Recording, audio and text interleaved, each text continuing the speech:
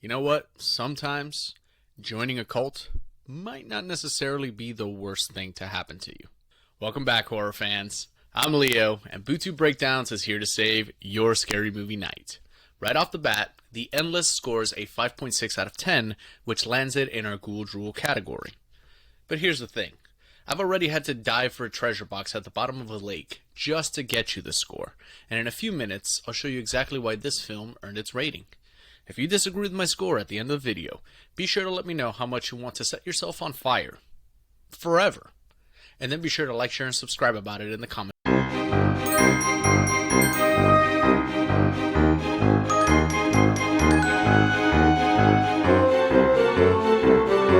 Two brothers, Justin and Aaron, who are working odd jobs and trying to make ends meet.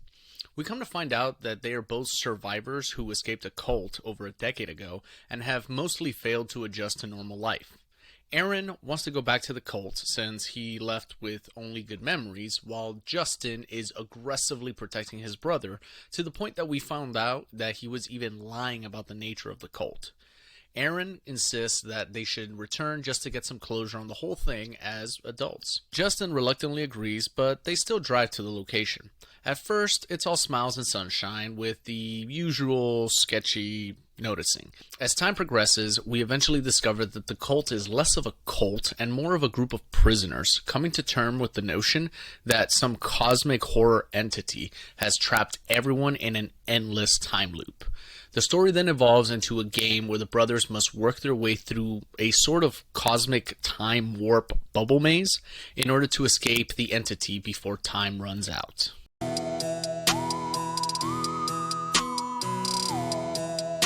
This is one of the more interesting concepts of cosmic horror put on screen. Having two survivors return to the cult for closure is nothing new, but the dynamics between the overly protective brother Justin and the extremely naive brother Aaron creates a fantastic dynamic between the duo that goes beyond the cult and much deeper into the realm of who your true family is. If this would have stopped there, it would have been interesting on its own, but as soon as Justin starts to live out new experiences with the entity, things really take a turn.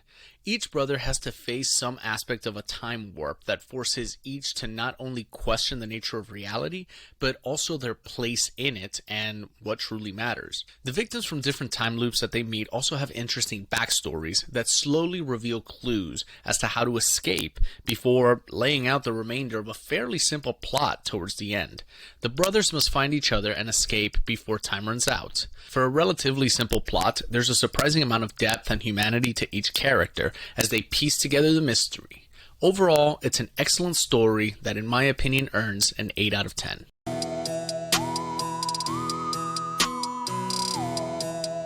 The pacing here isn't bad, but it does require you to pay attention since it could get very confusing very quickly. The creators were juggling a story about survival and closure, family dynamics, the thriller of a cult story, and then topped it off with time loops caused by a Lovecraftian being. I will acknowledge that this is a lot to juggle, and while there are a few stumbles here and there, the film mostly gets the job done. The beginning is very slow, really only getting anywhere after the 30-minute mark. When they arrive back at the cult, for the most part, it follows the standard, hey, sketchy shit is happening in the background kind of formula, while dropping in some hints that there is a cosmic being stalking the two brothers. Once they stumble upon the time loops, there's a ton of characters that show up to move the plot along, each with their own backstories and motivations, and none of them help the brothers for free. The main issue is the time warp aspect that disorients you into not knowing if days or minutes passed, and the whole time there's the looming threat that this entity restarting time on the brothers in order to stop them from interfering with the creature's plans.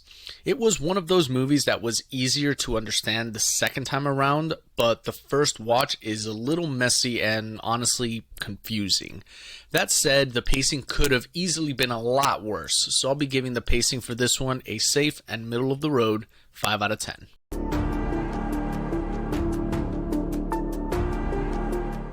Unfortunately, this movie is not scary. I'm not being overly critical or even trying to be funny, the movie really is a psychological thriller with elements of cosmic horror, but for the majority of the movie, we're watching characters walk around and talk to each other. There's no real boo factor here to keep you awake at night, but what did grab my attention is the display of time loops as a conceptually scary thing. The characters encountered that were stuck in time loops were all a little out of their minds, and to be fair, they kinda should be. There's one character hanging out with his own corpse from a previous suicide attempt before time looping back onto his own corpse.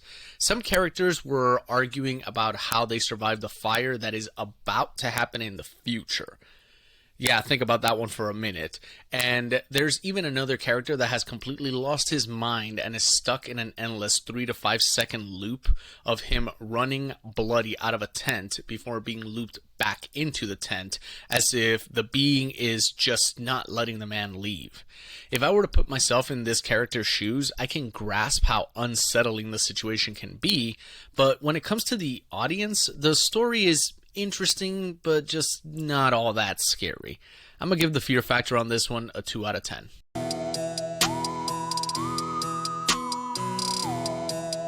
Honestly, this movie was a very entertaining and interesting watch. I'm sure for budget issues, they never really showed the form of the creature, but it worked out much better than I think they were expecting.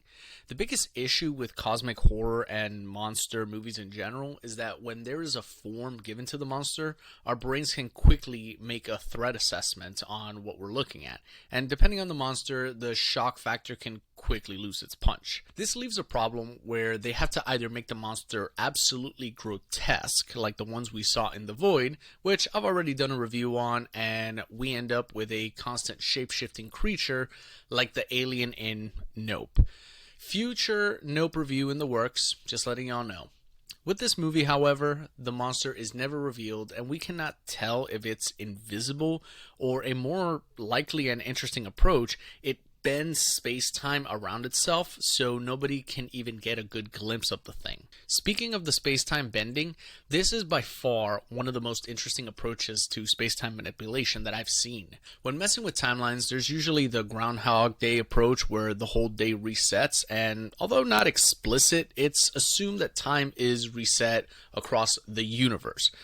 Obviously, this creates multiple timelines, time paradoxes, Marvel Universe slop, yada yada yada.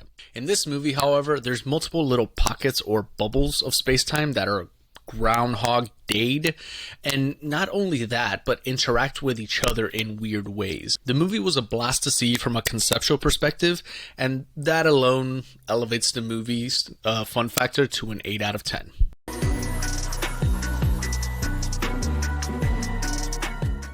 The ending was a little generic and safe, if I were to be honest. The brothers end up together again, get in a car, speed off as fast as they can, and get just outside of the creature's sphere of influence just in the nick of time, while finding a way to mend their relationship and drive into the sunset to live happily ever after. All the other characters are left trapped in this creature's infinite time loop for all eternity to be manipulated as this creature sees fit.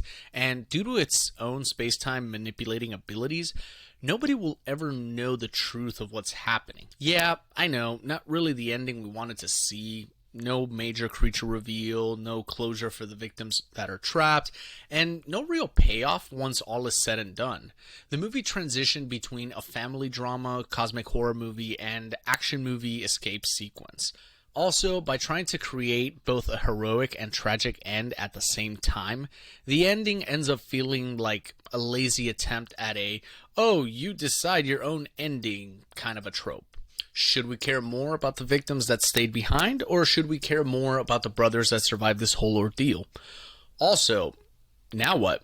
You find out a space-time bending alien exists and you just go back to cleaning houses? I don't think so. I've seen much worse endings in the past, and seeing this one wasn't the worst offender, but I'll give this ending a very middle of the road 5 out of 10. So that's Bootube Breakdowns' take on The Endless. Averaging our scores gives this movie a 5.6 out of 10, which places it in our Ghoul Drool category. Do you agree with my rating? Scream your score in the comments and tell me what horror flick I should get next. If this saved your spooky vibes, smash that like, share with your horror crew, hit that notification bell, and subscribe to Bootube Breakdowns for more killer verdicts. Keep it creepy, and I'll haunt you in the next one.